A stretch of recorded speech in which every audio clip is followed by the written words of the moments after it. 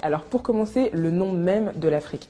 Saviez-vous que le nom originel de l'Afrique est en réalité Alkebulan, qui signifie mère de l'humanité ou encore jardin d'Éden. C'est ainsi que les Maures, les Nubiens ou encore les Numidiens et même le peuple de Carthage appelaient l'Afrique. Cependant, à la chute de l'empire de Carthage en -149 avant Jésus-Christ, les Romains décidèrent de renommer Alkebulan l'Afrique. Et l'une des théories les plus crédibles est que cela provenait du nom de Leo Africanus, un explorateur européen.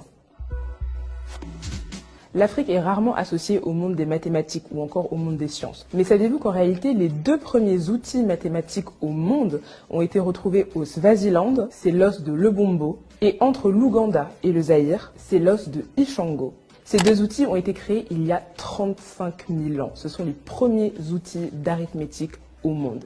Et ils ont donc été trouvés et créés en Afrique.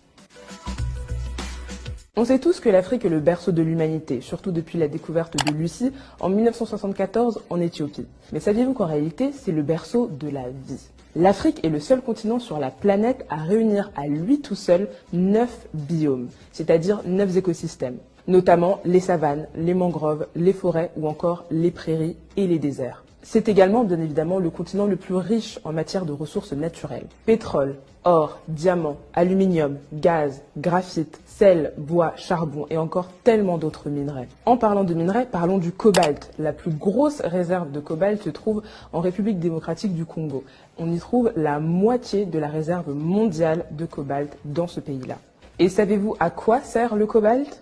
À ceci, le cobalt est l'un des ingrédients majeurs des batteries rechargeables de nos téléphones portables. Donc sans cobalt, pas de téléphone. Merci l'Afrique et merci le Congo. On nous parle souvent de l'Afrique à partir de la colonisation, après la colonisation. Mais saviez-vous qu'avant la colonisation, l'Afrique était en réalité un continent dynamique et mouvementé, où on parlait plus de 2000 langues et surtout où on comptait une multitude d'empires. L'empire Songhai, l'empire Toucouleur, l'empire Kong, l'empire Ashanti ou encore le califat de Sokoto. Des villes riches, renommées et prospères.